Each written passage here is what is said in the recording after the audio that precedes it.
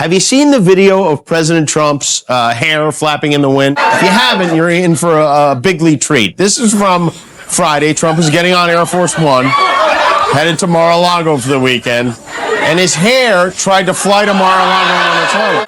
Now the red hats make sense.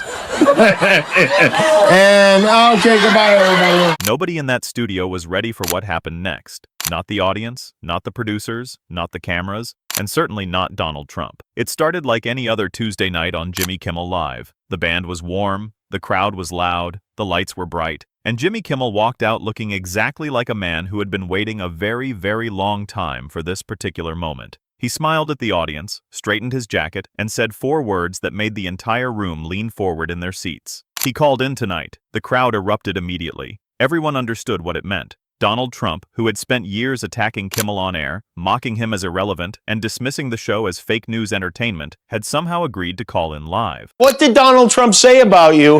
Well, kids, what the former president of the United States said about me and Stephen Colbert and all the late night hosts, I guess, is this: these losers are dying. They are bad for our country, which is in serious decline. Nobody wants to watch this negativity anymore. There's nothing funny about them. They're highly overpaid, easily replaceable fools. What no one knew yet was that this call had been quietly prepared for weeks, and now it was about to happen in front of millions. Kimmel didn't rush. He didn't play it for noise. He simply raised his hand to quiet the room and said, "Before we bring him on, I want to show you something first." The screen behind him lit up. No jokes, no music sting, just a timeline. Trump's own words. Clean, unedited, date after date, promise after promise, claim after claim. Trump on war. There will be no war. I'm the only one who can stop it. Cut to news footage. War breaking out.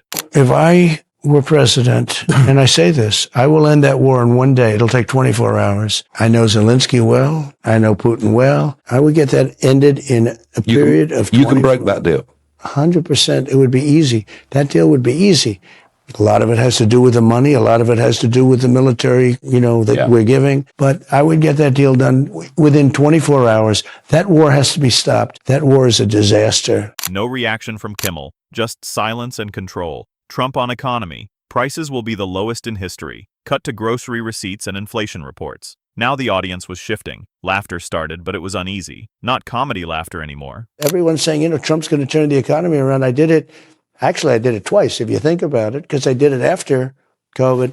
But we had the greatest economy in the history of the world, and I'll be able to do that again quickly. Kimmel finally spoke, voice calm. He has told the American people everything is perfect. Everything is under control. Everything is the best it has ever been. He paused, looked straight into the camera, and yet he's calling a show he says he never watches. To argue with a host he says doesn't matter. Applause hit the room hard. Kimmel turned, picked up the phone receiver and placed it on the desk. "Donald, you're on." A second later, Trump's voice exploded through the speakers. No greeting, no setup, just anger. He called the clips fake, the edit dishonest, the network corrupt, and Kimmel a fraud. He insisted everything was staged. His tone was aggressive, fast, and confident, trying to dominate the room with volume alone. Kimmel didn't interrupt. He just listened. When Trump paused, Kimmel finally spoke, calm and precise. "Which clip was edited, Donald? Name one. Give me the date. Give me the quote." Silence. Trump tried to move away from it, attacking ratings, media bias, and the network. Kimmel repeated the same question. No anger, just repetition. Which clip was false? Trump's responses became less structured, more defensive. He attacked the audience, the city, even the concept of the show itself, but he never answered the question. Then came the moment everything changed.